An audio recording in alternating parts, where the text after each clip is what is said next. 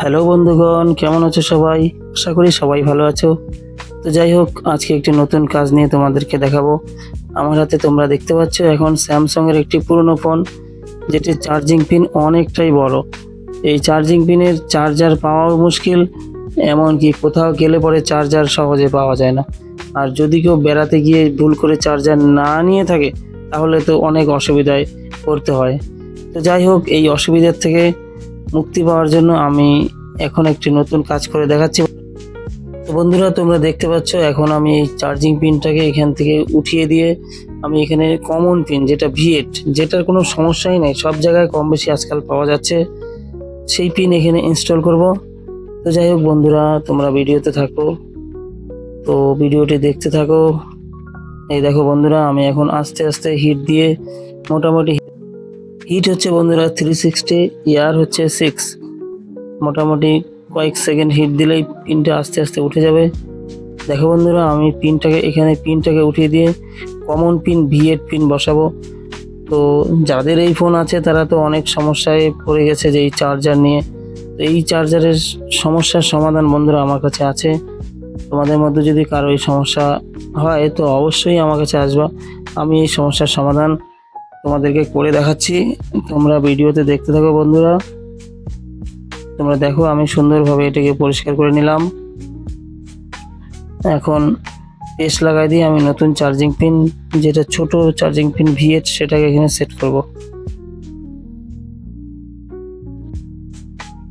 তাতালের মাধ্যমে প্রত্যেকটা জয়েন্টকে ঠিকভাবে লাগা দিচ্ছি বন্ধুরা, দেখতে পাচ্ছ।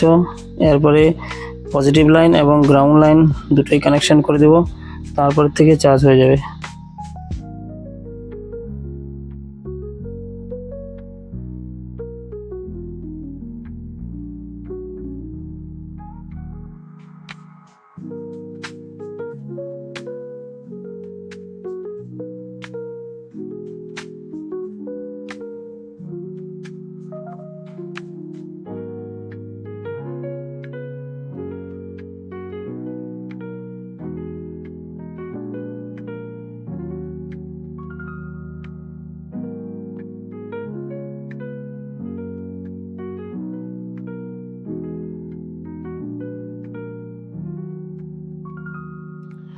তো যাই হোক বন্ধুরা, আমার পিন লাগানো কমপ্লিট হয়ে গেছে। এবার আমি কানেকশানগুলো জুড়ে দিব।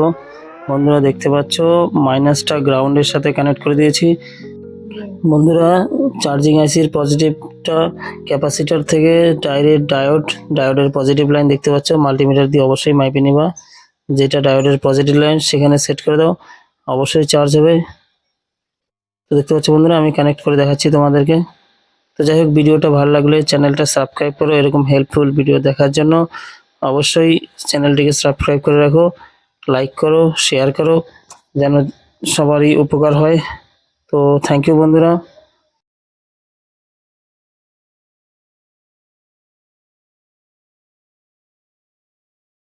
যাই হোক বন্ধুরা, আবার দেখা হবে নতুন কোনো ভিডিওতে।